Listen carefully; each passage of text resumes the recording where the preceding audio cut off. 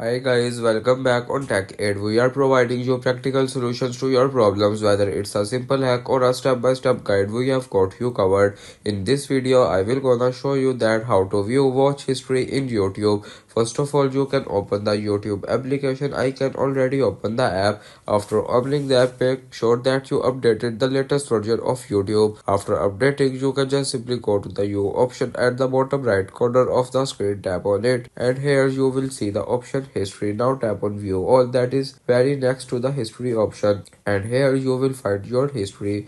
Now you can tap on the three dots at the top right corner of the screen, and now you can tap on clear all watch history, or you can manage all watch history, and this is the way you can see your watch history on YouTube. If you want to keep your online activity private and access to restricted content like I do, trying using a VPN. It's secure, easy to use, and makes the browsing safer. The link to buy is in the description below. If this tutorial helped, don't forget to like the video and subscribe for more practical solutions. Got questions or need extra help, drop a comment below and we will be happy to assist. See you in the next one. Thanks for watching.